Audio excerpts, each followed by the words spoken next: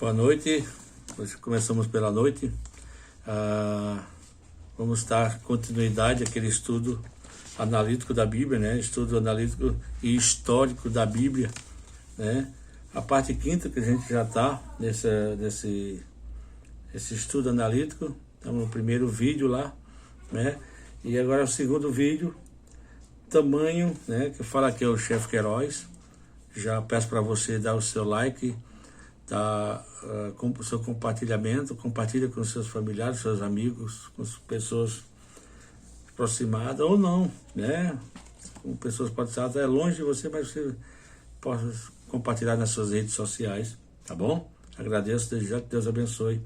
Então aqui, para quem não me conhece ainda, eu sou o chefe Queiroz, sou pastor missionário, sou professor de língua inglesa, sou cozinheiro por amor, né? Tem esse canal chamado Entre Livros e Panelas, né? São dois amores, gosto de cozinhar e gosto de estudar. E assim a gente vai crescendo e evoluindo na vida, né? Rumo ao propósito de Deus para nossas vidas, ok? Então, a gente vai falar hoje sobre o tamanho, algumas coisas referentes à Bíblia, e vamos começar pelo tamanho relativo dos livros da Bíblia, né? A Bíblia ela tem cerca de 1.189 capítulos na Bíblia, né? 1.189 capítulos na Bíblia, né? 929 no Antigo Testamento e 260 no Novo Testamento. O capítulo mais longo é o Salmo 119, né?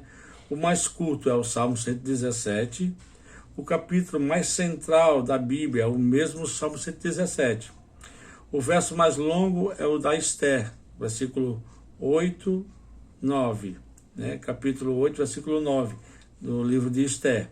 Esse é o mais longo. E o mais breve, o mais curto, é o de João 11, 35, onde diz: Jesus chorou. 3 pensamentos básicos do Antigo Testamento. Primeiro pensamento, a promessa de Deus a Abraão, né? Que em sua descendência todas as nações seriam abençoadas. A primeira palavra, a primeira verbação e conversa de Deus com Abraão foi, na época era Abrão, né? Foi dessa descendência, a respeito dessa bênção, que da descendência dele, todos seriam abençoados. Deus estabeleceu a nação hebraica como um propósito específico de fazê-lo nação messiânica para o mundo, né? Isso é a nação por meio da qual um dia grandes bênçãos viriam de Deus para todas as nações, que era o seu filho amado. E tem lá o Evangelho de João, que diz que Deus amou o mundo de tal maneira que deu seu filho unigênito para que todo aquele que nele crer não pereça, mas tenha a vida eterna, tá? Então, esse é uma das promessas de Deus para Abraão a respeito dos pensamentos básicos do Antigo Testamento. O conserto de Deus com a nação hebraica, né? Que se ele servisse fielmente no meio de uma terra idólatra, prosperaria como nação. A promessa de Deus: se você me servir, se você for fiel, né? Você está no meio de uma terra de idolatria. Isso pode ser para o dia de hoje. Se você é fiel a Deus, se sair desse pecado de idolatria, né? De feitiçaria, ele diz: olha, eu faço prosperar. É promessa de Deus nos prosperar. Às vezes a gente não está prosperando, alguma coisa está faltando. A grande verdade.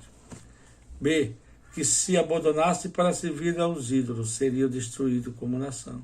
E foi o que aconteceu. Muitas das vezes esse povo, o povo de Israel, os hebreus, abandonaram Deus e foram servir a Deus estranho, e foram servir a ídolos estranhos, né? Todas as nações, é outra questão, adoravam ídolos. Havia deuses por parte, né?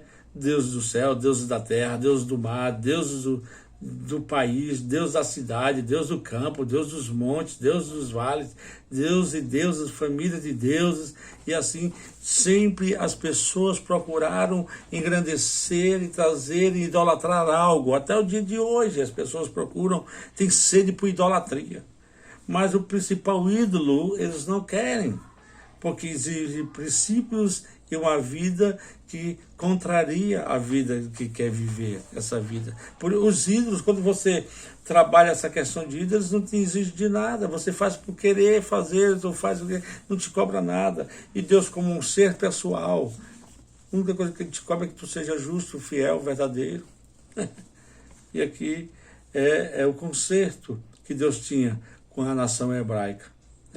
O Antigo Testamento é a narrativa do esforço de Deus através das longas eras, por estabelecer o meio das nações idólatras a ideia de que há um só Deus vivo e verdadeiro. No universo, isto fez ao edificar uma nação em torno dessa ideia. A ideia que Deus queria trazer para o mundo é que só existe um Deus justo e verdadeiro. Até hoje, a briga das religiões, a briga, você vai para um país como a Índia, tem 33 mil deuses, 33 mil religiões diferentes. Então as pessoas procuram alguma coisa para adorar e esquece de que Deus é o único. Mas vê a vida daquelas pessoas. Poucos, aqueles que sobrepõem sobre os ignorantes é que são ricos, mas vê a vida dos países, os miseráveis, pessoas que não tem nada a ver com Deus. Vê as pessoas que são focadas em Deus, como são prósperos. Vê Israel, como é próspero. Vê os Estados Unidos, e quando a pessoa confia em Deus, o que acontece? Então todos os países abençoados foram pessoas focadas em Deus, adorar um Deus só. Hoje em dia você vê muitas religiões, as pessoas adoram Deus do mar, Deus da terra, Deus do ar, Deus não sei o quê. Cara, eu não estou te criticando por você fazer isso, talvez a ignorância e a crença limitante é o que nos ensinaram, nos leva a agir dessa forma, Mas Jesus veio mostrar a quem devemos adorar, o único Deus verdadeiro, o Criador dos céus e da terra. E o terceiro passo é a promessa de Deus a Davi, que sua família reinaria para sempre sobre o povo de Deus. Quando por fim a nação de Deus se tornou uma grande nação, Deus escolheu uma família no meio deste povo, a família de Davi, e com essa começou a realizar suas promessas. A saber que dessa família haveria de vir um grande rei, que pessoalmente viveria para sempre e estabeleceria o seu reino universal, que não teria fim. Exatamente isso. Por isso que Jesus é descendente de Davi. Era esse reino, era esse que Deus queria estabelecer na terra, que Deus queria estabelecer sobre sua nação, sobre o seu povo, o reino estabelecido para sempre, que é o reino de Deus. Há 3 etapas na evolução do pensamento do Antigo Testamento. Existem 3 etapas. A primeira etapa é a nação hebraica, foi estabelecida para que, por ela, o mundo inteiro fosse abençoado, A nação messiânica. A nação hebraica, ela foi estabelecida para que, por ela, o mundo inteiro fosse abençoado. A nação messiânica veio no meio dessa nação, que Deus começou a estabelecer em Abraão, para que a nação messiânica toda fosse abençoada. O segundo, o meio pelo qual a bênção da nação hebraica se comunicaria ao mundo seria a família de Davi, a família messiânica. Então foi esse passo a passo, foi estabelecendo passo a passo, até o nascimento de Jesus e até a sua redenção, para que o seu reino, o reino messiânico, o reino do Messias, fosse estabelecido. Terceiro ponto, o meio pelo qual a bênção da família de Davi se comunicaria ao mundo seria o grande rei que nasceria dela, o Messias, dela família. Então, a gente vê, por isso que Jesus é filho de Davi. Alguém gritava, Jesus, filho de Davi, tem compaixão de mim, filho da promessa, filho do abençoado, Eita Deus, como é bom, Assim sendo, Ao estabelecer a nação hebraica, o objetivo final de Deus foi trazer Cristo ao mundo.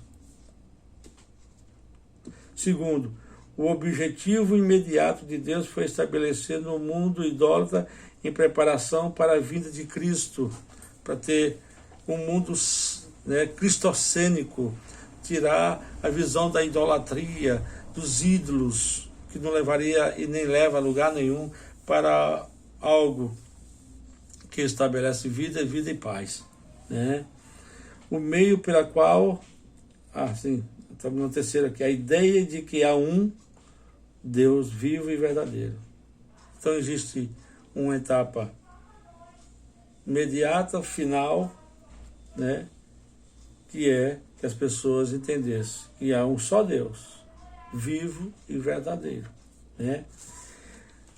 E agora a gente vai passar para as datas importantes do Antigo Testamento, né? Abraão, ele viveu na cerca de dos 2.000 a 1.850 anos antes de Cristo. Jacó, cerca de 1.800 a 1.700 antes de Cristo. José, cerca de 1.750 a 1.650 antes de Cristo. Moisés, cerca de 1.400 a 1.300 anos antes de Cristo. O Êxodo, né, aquele período onde teve a passagem do Egito para Canaã, né, cerca de 1.400 a 1.300 antes de Cristo. Ruth, cerca de 1.125 antes de Cristo.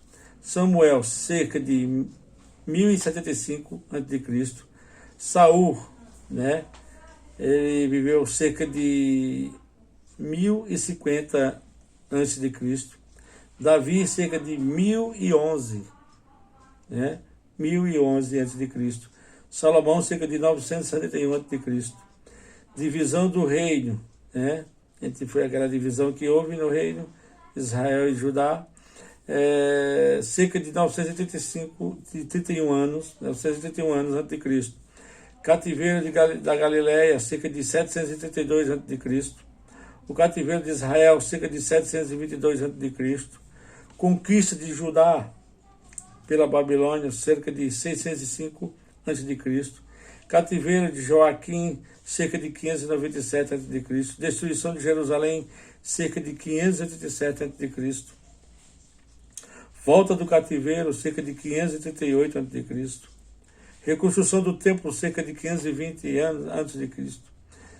Esther torna-se rainha da Pérsia, cerca de 478 a.C. Esdra parte para Jerusalém, cerca de 458 a.C. Neemias reedifica os muros, cerca de 520 a.C. Os períodos, né, que foram os períodos, tem o período patriarca, né, os patriarcas, Abraão, Isaac, Jacó, cerca de 200 anos, né? Ele durou entre 2.000 a 1.800 a.C. O período da permanência de Israel no Egito, cerca de 400 anos. Isso é um período mais ou menos de entre 1.750 a 1.400 ou 1.300 anos. Esse é aproximado. Período dos juízes, cerca de 300 anos, né? 1.400 a 1.100 a.C. O reino de Saul, Davi e Salomão, cerca de 120 anos, né? Um período entre 1050 a 961 a.C. O reino dividido, né? A divisão, cerca de 200 anos passaram, ficaram entre 931 e 722 a.C. O cativeiro, o povo de Deus cativo, cerca de 70 anos, foi entre o período de 605 a 588 a.C. Período da restauração, a nação sendo restaurada cerca de 100 anos, 538 a 432 a.C. Nós vamos falar agora da Canaã, a terra da história bíblica, né? Canaã, a metade sul do limite oriental do mar Mediterrâneo, cerca de 240 quilômetros de extensão, de norte a sul. Largura média, de leste a oeste, 80 quilômetros. uma faixa de terra fértil entre o deserto da Arábia e o mar. Paralelas à praia oriental do Mediterrâneo, há duas grandes cordilheiras, de montanhas com um vale no meio. As chuvas de rios proporcionam e produzem um cinturão fértil entre o deserto e o mar. Os montes do Líbano, do lado oposto a Tiro e Sidom, são o centro e o ponto culminante dessas cordilheiras. De seus picos nevados descem quantidades enormes de água para todas as direções. E deu o rio Orontes, correndo na direção norte, fez Antioquia. O Abana, para o leste, fez Damasco. O Leontes, que é a Litânia, para o oeste fez Tiro e Sidom. E o Jordão, para o sul, fez Canaã, terra que emana leite e mel. Então foi essas aqui a divisão histórica das terras e por que aquele cinturão foi um cinturão até hoje que se briga por causa da riqueza da terra, mesmo uma faixa de riqueza, mesmo em meio ao deserto. Isso aqui falando de Canaã, e agora vamos falar de Jerusalém. Jerusalém, cidade central da história bíblica, a terra histórica e a cidade central. Jerusalém parece ter sido escolhida por Deus antes mesmo da chegada de Abraão para ser o quartel-general terrestre da operação divina entre os homens. Visto como Melquisedeque, sacerdote do Deus Altíssimo, já se encontrava lá em Gênesis 14, 18. Se você ler, você vai entender isso. Se como sustenta a tradição hebraica, Melquisedeque era Sem, sobrevivente do mundo antediluviano. Isso aqui é um período bem histórico.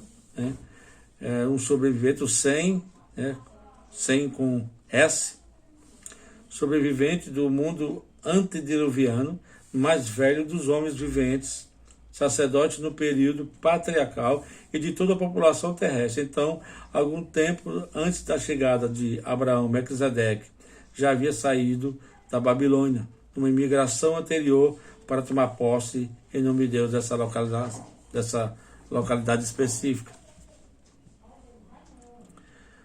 Melquisedeque devia ter visto Abraão menino, ainda quando em Ur, a terra de Ur, de onde Abraão saiu, e talvez tenha preparado sua mente para sua chamada, para vir a estar a esta terra prometida, escolhida por Deus, para ir e realizar a obra da redenção humana.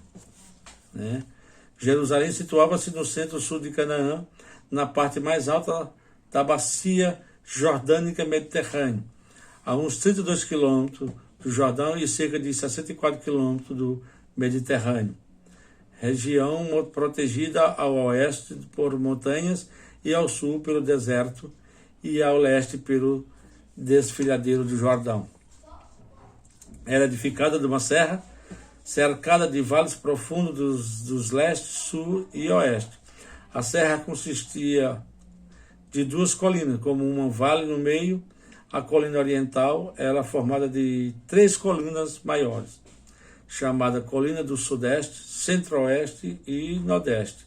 A colina ocidental era constituída de 2 colinas menores, chamada Colina do Sudoeste e Noroeste, situando-se numa pequena distância fora da estrada costeira, onde civilizações mundiais se encontravam e se mesclavam, e era bem apropriada para ser a sede principal da obra divina entre as nações. Ali onde povos do mundo inteiro se encontravam, línguas, nações se encontravam. Então era ali um foco onde Deus queria, como de uma forma assertiva, se preparando ali aquele ambiente para que as nações ouvissem sobre o seu Filho, ouvissem sobre a redenção humana, sobre o propósito que ele tinha na terra, na restauração da humanidade. Poderosas civilizações. Canaã situava-se na estrada entre o vale do Eufrates e do Egito, os 2 principais centros de população do mundo. Primeiro, foi o centro geográfico e lugar de encontro das culturas egípcia, babilônica, assíria, persa e grega e romana, né? Ou grega. Então, veja só. Então, a Canaã era ali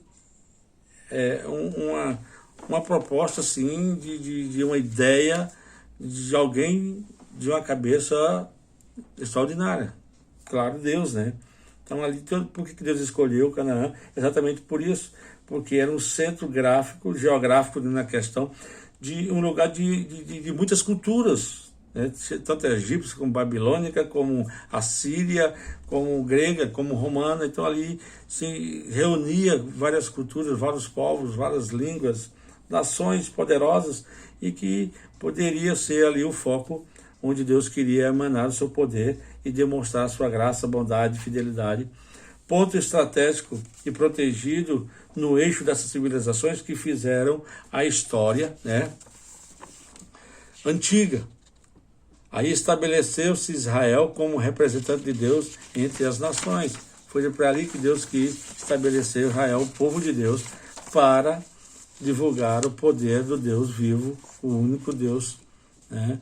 O Vale dos Eufrates. O primeiro lugar de habitação do homem foi sede de 3 potenciais mundiais, né? Esse primeiro lugar, qual foi? A Síria, que ocupa o setor norte do vale, a Babilônia, que ocupa o setor sul do vale, e a Pérsia, que ficava no limite oriental do vale. Primeiro, o Egito foi potência mundial de 1570 a 1200 a.C. Segundo, a Síria foi potência mundial de 883 a 612 a.C. Terceiro, a Babilônia foi potência mundial de 605 a 539 a.C. E o quarto, a Pérsia foi potência mundial de 539 a 333 a.C. Israel foi, né, primeiro, criado no Egito na época do poderoso egípcio, né? Foi ali que o povo de Deus trabalhou, né, a questão de Israel. Segundo, destruído pela Síria e Babilônia na época do poderio deles, né? Tanto a Síria como a Babilônia quis de forma destruir, mas sempre teve os remanescentes que relevantou e reconstruiu Israel de volta, mas ele foi destruído. E terceiro, restaurado pela Pérsia na época do poderio persa. Então, Israel foi restaurado por causa do poderio persa. Teve homens lá dentro que eram escravos, mas que juntamente com a Pérsia levantou. E você vai entender lá a questão de Esdras, de Neemias, né? Geografia da cidade de Jerusalém. Originalmente a cidade ocupava a colina do sudoeste, sua posição inexpugnável por natureza, com uma fonte d'água, né, que era agindo ao pé da colina, deu-lhe a localização ideal para ser uma cidade murada, ou seja, toda estratégica. A cidade de Jerusalém sempre foi uma cidade estratégica. Deus sempre usou de estratagema para ocupar aquele ambiente, né, de todos os lados. Na colina do sudoeste ficava a cidade de Melquisedeque. Nela, 1000 anos mais tarde, edificou-se o templo de Salomão. Na colina do nordeste, outras mil anos mais adiante, Jesus foi crucificado. Foi de lá onde a humanidade viu a redenção humana, né? O sacrifício vivo de Deus para o homem. Distância entre Jerusalém e outros lugares, né? Jerusalém, o Egito, uns 483 quilômetros a sudoeste, né, de Jerusalém ao Egito. Da Síria, uns 1.126 quilômetros ao nordeste. A Babilônia, uns 1.126 quilômetros ao leste. A Pérsia, uns 1.609 quilômetros a leste. Na Grécia, uns 1.287 quilômetros ao noroeste. E Roma, uns 2.413 quilômetros ao noroeste. Então era a cidade, ela estava focada nisso, e os lugares mais próximos, mais distantes, né? Davi fez de Jerusalém a capital de Israel em 1000 anos antes de Cristo. A cidade magnífica foi destruída pelos babilônios em 587 a.C., né? Em 587, a cidade de Jerusalém foi destruída pelos babilônios. Nos dias de Cristo já era, de novo, uma cidade imponente, né? Matou, porém, aquele cujo nascimento era a finalidade de sua fundação, né? Ela é imponente, ela foi destruída e essa mesma cidade, esses mesmos povos que Deus regueu muitas vezes, mataram a razão pela qual ela foi fundada. Que ironia, né? A razão pela qual ela foi construída e reconstruída. Esse mesmo povo, essa mesma nação, matou o seu próprio Salvador. Mas graças a Deus que isso estava previsto, porque senão nós não estaríamos aqui. Potências mundiais. Potências mundiais. Dos tempos bíblicos. O Império Egípcio, de 1570 a 1200 a.C., né? Coevo da permanência de Israel no Egito. Aí Israel cresceu de 70 almas para 3 milhões de almas, ou 3 mil almas. Imagina aí, 70 pessoas, 70 escravos do Egito, estavam no Egito de Israel. E de repente cresceu 3 mil almas. O Império Assírio, 883 a 612 a.C., destruiu o reino do norte de Israel. Em 721 a.C., e cobrou o tributo de Judá. Destruiu o reino do norte e cobrou os tributos de Judá. Terceiro Império Babilônico, 605 a 539 a.C., destruiu Jerusalém, levou Judá ao cativeiro, né, que foi o cativeiro judaico, foi coevo do Império, né?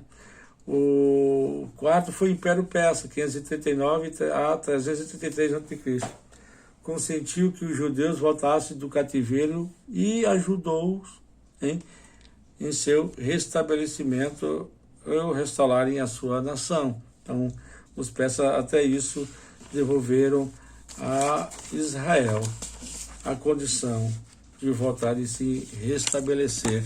Não sabia aí deles que Deus estava nessa condição de reerguer a sua nação. Então é isso, querido. Algumas coisas, um período, um estudo um pouco analítico e histórico da Bíblia, para entendermos mais que a Bíblia não é somente versículos doutrinários apenas para mostrar e dirigir pessoas e as pessoas pegarem ela e fazer e constituir religião, e constituir pensamentos. Ela é muito mais, ela tem uma história que traz vida, né? Hoje se fala muito das pessoas da história, a história é vida, e é verdade, a história é vida. A gente tem toda uma história de Deus, desde o princípio, lá em Gênesis até Apocalipse, mostrando, né, toda uma vida de um Deus poderoso, um Deus amoroso, um Deus que tem o prazer de restaurar o homem, de dar condição para o homem, um Deus que abre portas, ainda continua fazendo milagre na vida do ser humano. Quando o ser humano abre, como ele diz lá em Apocalipse 3:20, diz: eis que estou à porta e bato, se alguém abrir, eu entrarei em sua casa, cearei com ele e ele comigo. Então, abra a porta do seu coração para Deus. Não deixe ele lado de fora.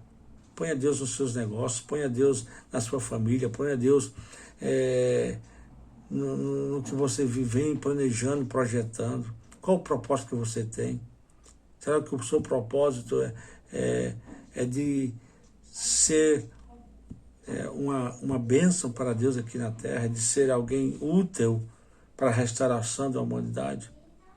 É alguém que vai refletir o Cristo, exalar o perfume do Cristo, não apenas o Cristo histórico, mas o Cristo vivo, um Cristo ressurreto dentre os mortos. Que Deus te abençoe. Essa foi